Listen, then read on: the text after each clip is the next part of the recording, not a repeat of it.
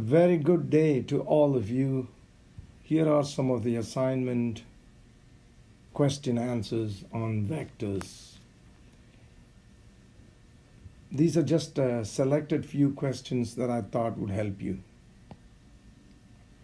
So in this first question, you are actually given three vectors. So you can see A, B, and C. A is 4 units, that is B. B is 4 units along the x-axis. C is 2 units along the y-axis. And A is 2 units diagonally, which means it's like 2 along the x and 2 along the y. So it's 2 diagonally. So you are asked to find the sum of the vectors B, C, and A. So you have to add all the three vectors. And in order to add the three vectors geometrically, you know that you need to lay them end to end. So what I've done here is I have moved B. So you get B there. This is B. Remember, it was 4 units. And then this is C. And then A. I've maintained the length of the vectors, and I've also moved them parallel to themselves, so the angles are the same. And so you see that the sum of these three vectors is going to be where you started from, which is here, to where you're finished, which is this point. Therefore, that's vector B, that is C, that is A. The sum of all three of them, B plus C plus A, is going to be given by the red arrow there. So that's the sum of the three vectors.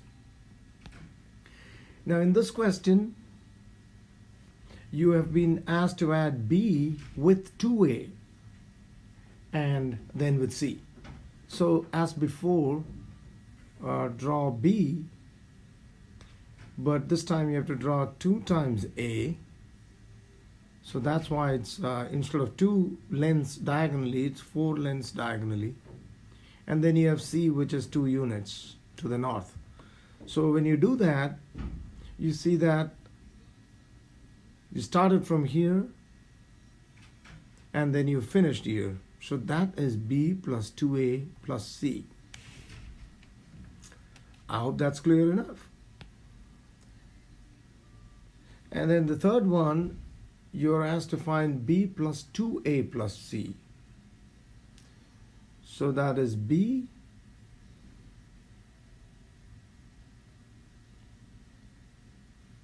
and then you have 2C. I mean, it's B plus 2C plus A. B plus 2C plus A. So you get the resultant vector. If it's B plus 2A, if it's B plus 2A plus C, then that's the answer. But if it's B plus 2C plus A, then that's the answer. It's taking care of the magnitudes of the vectors and drawing them in the right directions and then joining the starting point to the finishing point. So that's how you do it. Here is another question on polar coordinates. The polar coordinates of 2 points in a plane are given by point 1, 2.1 meter, 40 degrees. Point 2 is 4.10 meter at 110 degrees. So let's find out how these vectors are drawn. So that's the positive x-axis and the positive y-axis.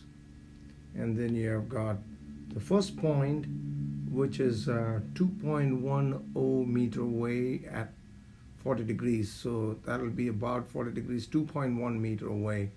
And then the second point is right there, right here, which is at 4.10 meter and 110 degrees. So that's why it's drawn there, 110 degrees. So that's the first vector that you get, and then this is the second vector. And you're asked to find the length of the line connecting point 1, which is this point, to point 2. So find the length of that line. Now this angle is 40 degrees for the first vector, and it's 110 degrees for the second vector, both with the positive x-axis. So that's point 1, that is point 2, and you're asked to find that distance. So that is the deal. So you got to find this distance. Now the idea to find this distance is simple. You resolve the first vector into its vertical component, where you would get, let's say, r1y. This is r1x. Do the same with the second vector. Resolve it into its y component, which would be r2y, and into its x component, which would be r2x, which is what I'm trying to do. And finally, you also have to find the angle. See the second part, determine the direction of the line from point 1 to point 2. So the direction of the line would be this angle, again made with the positive x-axis. So got to find those two. Now that is r1. Therefore, you have this as r1 sine 40 degrees because it is the opposite side.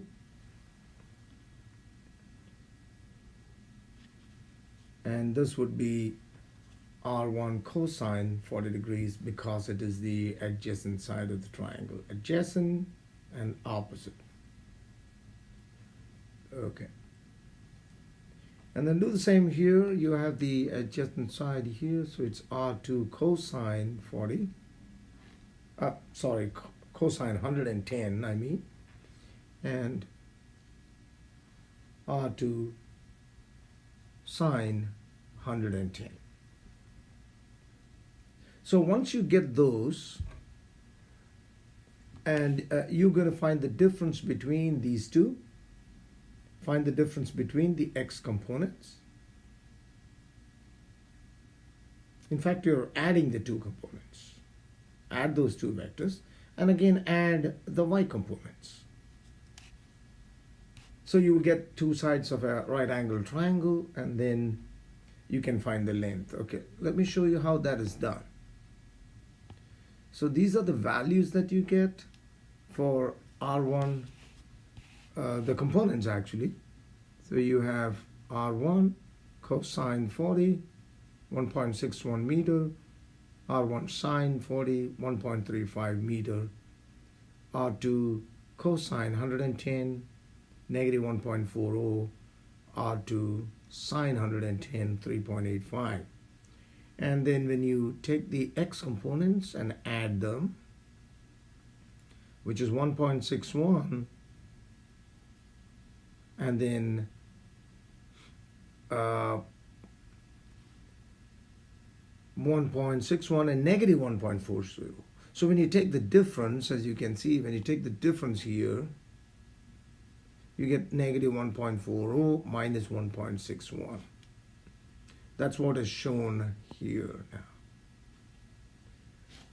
Okay, so that is the x and the y. Do the same with the y. Take the difference between y2 and y1 here, 3.85 and 1.35. So that difference comes out to be 2.5.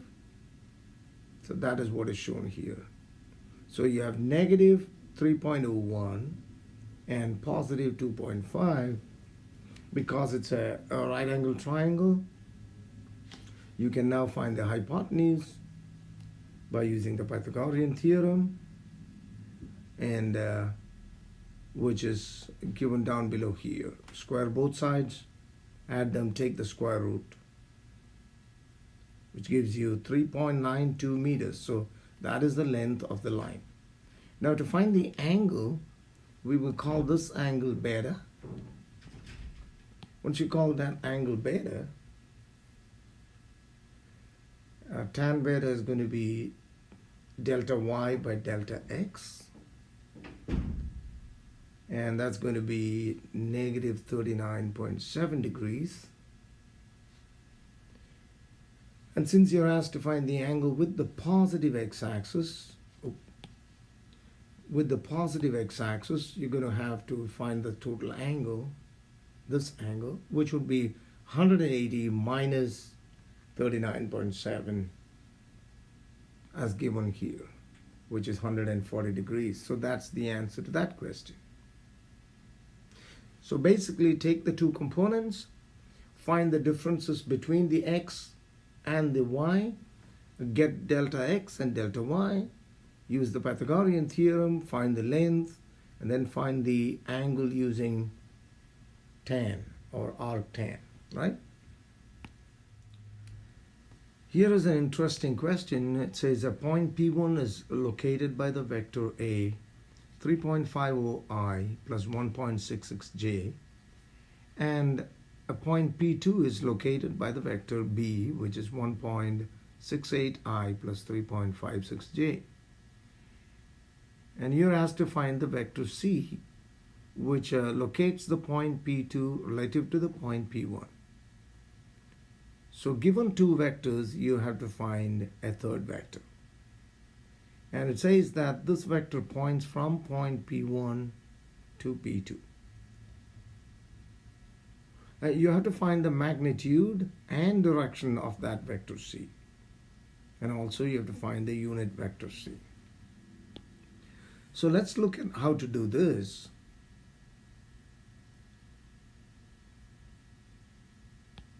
All right. Here are the answers, and I'm going to explain them. When you draw the vectors, you see that this is vector P1, this is vector P2. How do you know that? Because it's 1.62i, so I is on the positive side, and 3.56j, right? So that's also on the positive side. And for the second vector, let's go back and look for the second vector. It's the same. You see that it's 1.68i and 3.568. So both are again positive. So you have that positive. See that's along the I and then along the J. So that's why I have located the two vectors P1 and P2 in the first quadrant. Because I know that all I and J's, or I's and J's rather, are positive. And then looking at the diagram, if that's A, that's B, this is C. So you see that A plus C gives you B. And that's very important to understand. Look at the direction of the vectors. A, and then you join C. So that means A plus C should be B. From which you get C is equal to B minus A. Now once you get C is equal to B minus A, that's easy. So put B, vector B, minus vector A. And therefore you subtract the I from the I and the J from the J, and you get that as the answer. So you get negative 1.82I plus 1.90J. Now you know the X component and the Y component. So to find the magnitude is easy. Square the two components, add them, and take the square root. So that gives you 2.63. And also to find the angle alpha, which is this angle, alpha is going to be given by cosine. So it's a cosine of the y component. I mean the cosine of the x component by c. So that gives you negative 1.82 by 2.63, which is 134 degrees. So that way you get the angle. And to find the unit vector, which is actually the direction.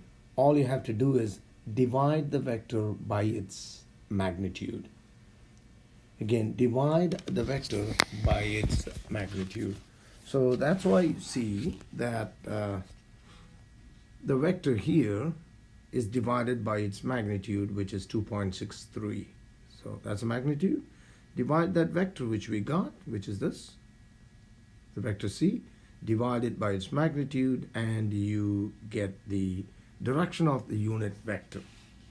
Now that's an important question, so I hope you have understood that. Thank you.